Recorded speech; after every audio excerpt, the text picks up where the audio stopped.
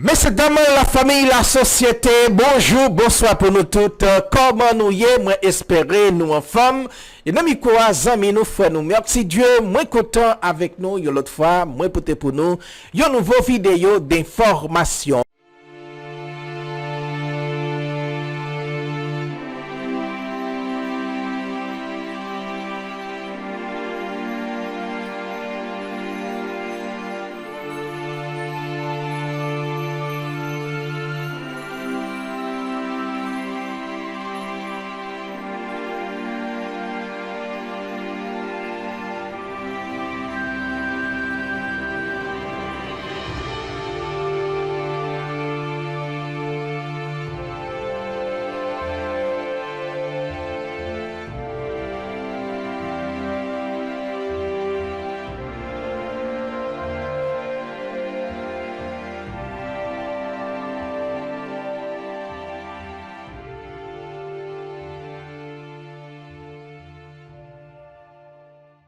J'ai quitté Port-au-Prince hier pour participer au sommet États-Unis, CARICOM, plus la République dominicaine. L'an dernier, nous étions à Los Angeles avec le président Biden et tous les chefs d'État et du gouvernement de la CARICOM et de la République dominicaine. Cette année, les États-Unis étaient représentés par la vice-présidente Kamala Harris.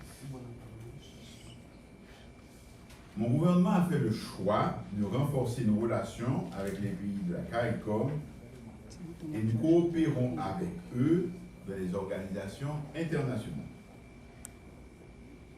Nos pays sont de taille différente, mais nous faisons face à des problèmes similaires et nous devons parler ensemble au niveau international si nous voulons faire entendre notre voix. Négocier séparément avec les grandes puissances et les organisations internationales ou régionales a forcément moins d'impact que quand nous le faisons ensemble. Nous avons parfois des intérêts divergents, mais dès qu'il s'agit de cyclones, de la montée au niveau des océans, de la pollution, de la prolifération des algues comme les sargasses, du trafic illégal d'armes à feu, de la dépendance énergétique, des contraintes des institutions internationales, et j'en passe, nous sommes tous logés à la même enseigne. À l'occasion de ce sommet, les discussions étaient franches et les problèmes ont été posés sans détour. Tous les sujets prévus ont été débattus. Les questions sur l'énergie, sur les modalités de la mobilisation des fonds auprès des bailleurs de fonds multilatéraux, les questions climatiques, du trafic d'armes, de la sécurité alimentaire. Pour ce qui concerne notre pays, les participants ont montré de l'empathie par rapport aux victimes des récentes inondations et manifesté leur volonté de leur venir en aide. Les États-Unis d'Amérique ont décidé de prolonger la loi OL qui devait prendre fin en 2025. C'est une bonne nouvelle pour le secteur textile là qui créait en pile.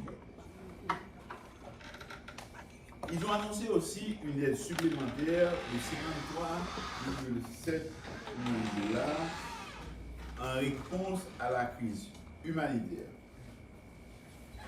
Toujours à travers l'USAID, 10,5 millions seront consacrés pour l'agriculture et l'élevage. La situation qui prévaut chez nous continue à être une préoccupation pour eux. Les États-Unis demeurent engagés à nos côtés dans la recherche d'un appui pour la PNH. Ils veulent plus de coordination entre les bailleurs. La Jamaïque a réaffirmé sa volonté de participer à une force spéciale multilatérale.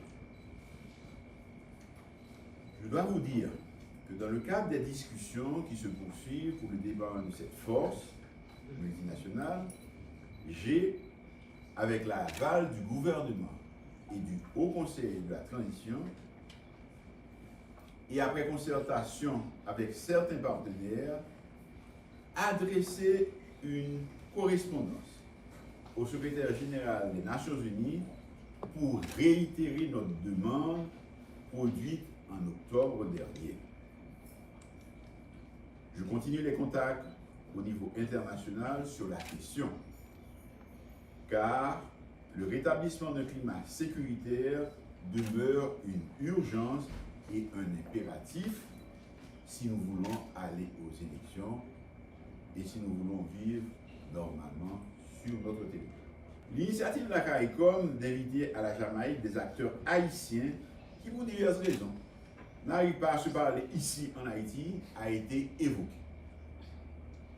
Je vous annonce que dimanche prochain, je répondrai à l'invitation du Premier ministre des Bahamas, qui préside la CARICOM, parce que je demeure un homme de dialogue, toujours prêt à parler avec les compatriotes de bonne volonté pour trouver des solutions durables aux crises que connaît notre pays.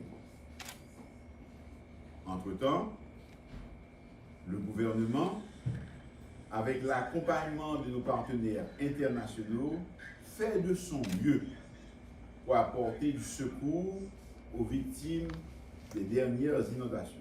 La saison cyclone commencé. M'a demandé la presse, aidez-nous faire message protection civile passé pour ne pas obliger toute quantité de victimes, ça y est, les gros la pluie a tombé. Épidémie choléra a continué dans le pays. Nous tous, nous devons prendre en pile précaution.